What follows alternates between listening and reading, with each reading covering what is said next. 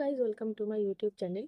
তো তোমরা রান নিশ্চয়ই শুরু করে দিয়েছো, কিন্তু তোমাদের হাইট নিয়ে দুশ্চিন্তা রয়েছে। এমন অনেক ভাই বোন আছে যাদের এমন রয়েছে, তোমাদের হাইট 1 সেন্টিমিটার 2 সেন্টিমিটার কম আছে, কিংবা তোমাদের হাইট সমান সমান আছে, মাঠে গিয়ে তোমাদের হাইটটা কমিয়ে দেওয়া হয়। এরকমটা অনেক ভাই বোনের সাথে নিশ্চয়ই হয়েছে।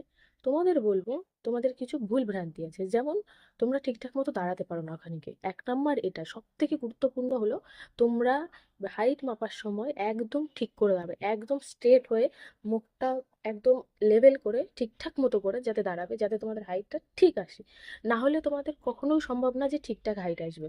কারণ তোমরা যদি হেলে দুলে দাঁড়াও, এরকম নিচু হয়ে দাঁড়াও, তাহলে হাইট তোমাদের কম আসবেই। হাইট মেজারমেন্ট একটা ভীষণ গুরুত্বপূর্ণ পার্ট হলো এটা, যে তুমি ঠিকভাবে দাঁড়াবে, তাহলেই তোমার একদম ঠিকঠাক হাইট আসবে। যাদের একদম সমান সমান হাইট, আমি একদম তাদের জন্য বলছি যে তোমরা একদম ঠিকঠাক করে দাঁড়ালে তোমাদের কখনো হাইটে আটকাবে না। আর যাদের হলো হাইট 1-2 সেন্টিমিটার কম আছে, তাদের বলবো যে তোমরাও ঠিকঠাক করে দাঁড়াও। তোমাদেরও এটা সম্ভব আছে যে তুমি ঠিকঠাক করে দাঁড়ালে এটা হয়ে যেতে পারে।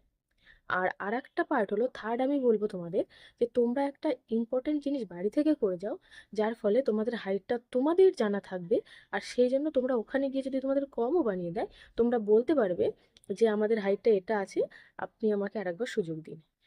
যাদের অনেক সেন্টিমিটার কম আছে তাদের জন্য আমি এখন কিছু বলতে পারবো না, কারণ কিছুদিনের মধ্যে তো আর হাইট বাড়ানো সম্ভব হয় না। তো আজকে আমি তোমাদের হাইট মেজারমেন্ট করার পদ্ধতিটা দেখিয়ে দিচ্ছি। দেখো, এরকম ভাবে তুমি দাঁড়াবে একটা দেওয়ালের পাশে। এরকম ভাবে একটা পেন বা একটা স্কেল নিয়ে তুমি এখানে পুরো সমান সমান করে এটা করে নেবে, যাতে তুমি যেখানে দাঁড়াও তোমার একদম হাইটটা ঠিকঠাক হয়। এই যে তুমি দাঁড়াবে, দাঁড়ানোর পর এই দেখো, এইখানে আমি দাঁড়িয়েছিলাম, এই যে আমি দাগ দিয়ে রেখেছিলাম যে এই অবধি আমার হাইটটা হয়েছে। এই যে দাগটা রয়েছে, এটা দেখো সেম রয়েছে। তো তুমি স্কেল দিয়েও করলে এরকম হবে। তো তুমি যদি একা থাকো তাহলে এভাবে করো, আর যদি দুজন থাকো তাহলে এরকম ভাবে তুমি ধরবে সোজা হয়ে, বা তুমি সোজা হয়ে দাঁড়াবে, কেউ ধরে এখানে তাক দিয়ে দেবে। তো সেটা হলে আরো ভালো হয়। তো তারপরে তোমরা একটা ফিতে দিয়ে মেপে নেবে, যেটা দিয়ে হাইট মাপা যায়। দোকানে গেলে সেরকম ফিতে নর্মালি তোমরা পেয়ে যাবে, বেশি টাকা নেবে না।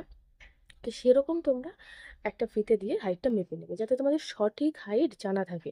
তাহলে কি হবে, তোমরা ওখানে গিয়ে বলতে পারবে, আর এর ফলে তোমাদের অনেক উপকার হবে।